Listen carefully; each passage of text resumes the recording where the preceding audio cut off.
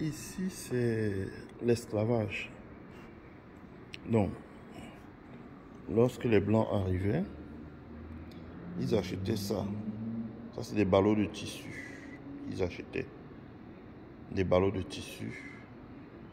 Voici des exemples de ballots de tissu. C'est des vraies pièces, hein, authentiques. Des ballots de tissu. Ils vendaient de la porcelaine. Vous pouvez voir la porcelaine là. Voilà comment était emballée la porcelaine. Ils vendaient de la porcelaine. Ils apportaient également du coton pelé, tissé, donc pour faire des tissus à façon, donc comme on disait, tout ça. Et puis voilà, et donc en contrepartie, ils recevaient des esclaves. Donc, ça, c'est ce qu'on appelle la porte de non-retour the door of no return. The door of no return. Donc, en 1502, first and second people reach the shore. L'esclavage a commencé. Donc, si vous voulez, ce que j'entends souvent les gens se plaignent, l'esclavage, la vente des esclaves a duré 3 siècles. 3 siècles. Je rappelle qu'un pays comme le Cameroun qui se dit être indépendant, ça fait même pas encore un siècle. Donc, 3 siècles la vente des esclaves, il faut le dire. Ça a été l'un des commerces les plus tristes.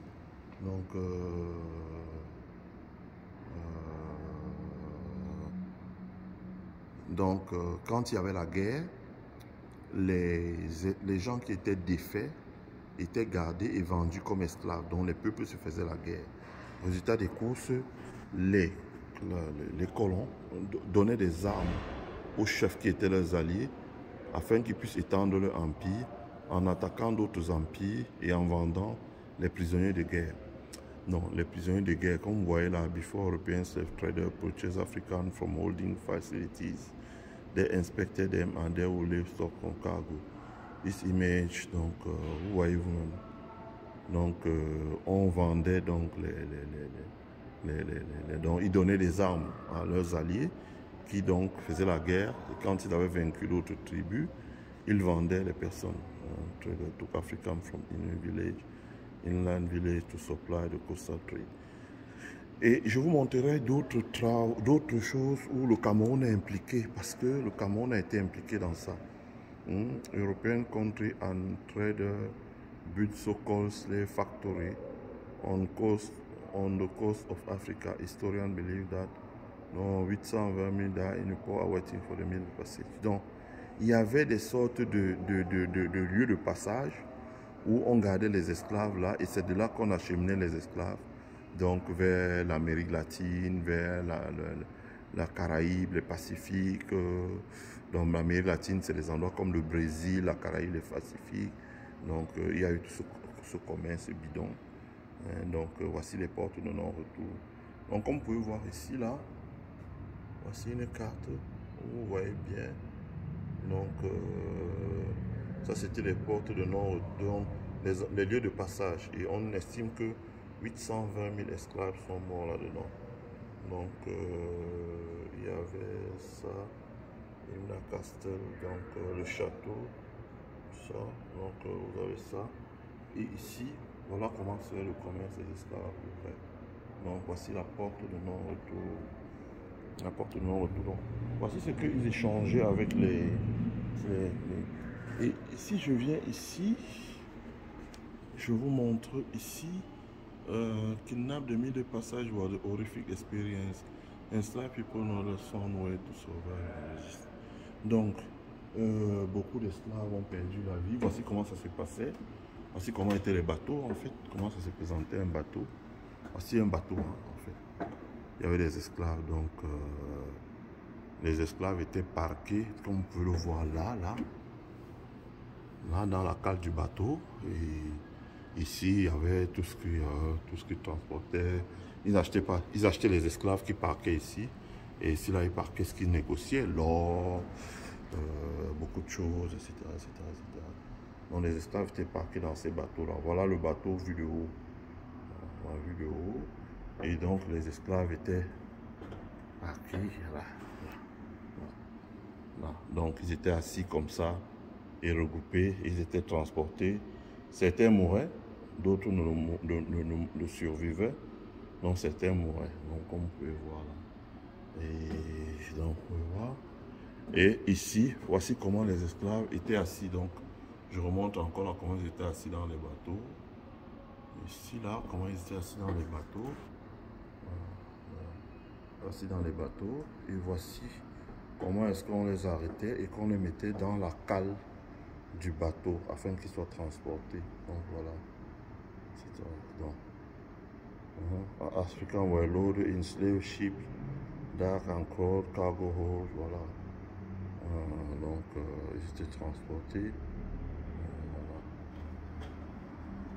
Only out of 20 million Africans taken from their home and sold into slavery, half did not survive the journey on their inland village to the African coast. Donc, beaucoup sont morts. 10 to 50% did not survive the middle passage, as was estimated. 30,000 were transported via the transatlantic trade per year. 85,000 were transported via the transatlantic trade per year by, and then voilà. Donc le commerce des esclaves, ça a été beaucoup de personnes. Près de 20 millions morts en cours de route. Donc voici beaucoup de gens qui étaient... Voilà. Alors pourquoi je vous montre ça?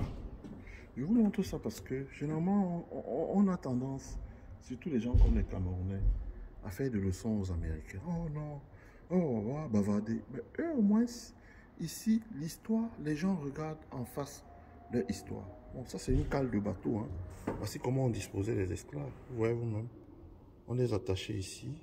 Ils étaient tous attachés là. Hein. Enchaînés. Hein. Enchaînés, enchaînés, enchaînés. Donc, beaucoup mouraient de faim. Il fallait supporter. Si le voyage durait 2 semaines pour arriver, parce qu'il n'y a pas de transbordement, donc il fallait supporter. Donc, vous pouvez voir comment on les mettait dans le bateau. On les disposait comme ça, déjà, par étage, par étage, par étage, par étage. On les disposait comme ça. On les disposait comme ça sur un étage. On les disposait comme ça ici. On les disposait comme ça. Donc, parce que on slave ship like this, one African were packed, thickly and mean their own urine and feces. Voilà. The condition during the 6 or 12 weeks. Voilà, crossing rampant diseases. Donc, la traversée durait 6 semaines et les gens étaient entassés là. Donc, ils faisaient caca sur eux, ils faisaient pipi sur eux. Ils étaient enchaînés et ils traversaient, ils arrivaient en Amérique. Ceux qui suivaient, ceux qui étaient morts étaient jetés à l'eau avant que le bateau, le navire n'accoste. Donc, je montre ça parce que nous avons souvent tendance à donner la leçon en Amérique. Mais le problème, c'est que l'Amérique guérit ses plaies en créant des musées pour montrer la réalité. Combien de musées il y a chez nous pour qu'on puisse montrer la réalité de ce qu'a été la colonisation, par exemple? Ce que d'autres Camerounais ont fait de mal. Combien de têtes Semenga a coupé? Combien d'innocents les gens comme Semenga ont tué en disant que c'était des maquisards ou des choses comme ça? Et puis les maquisards étaient des résistants. Combien de... Tout le mal qu'ils ont fait. Pourquoi nous ne commençons pas à nous regarder en face en ouvrant les archives? Voilà, ça commence par là. Donc, vous voyez ici, là, donc c'est ça. Donc je souhaitais vous montrer ça. Hein. Je pense que vous avez vu un peu. Donc je reviens là-dessus, là, je vous montre un peu. Donc c'était ça.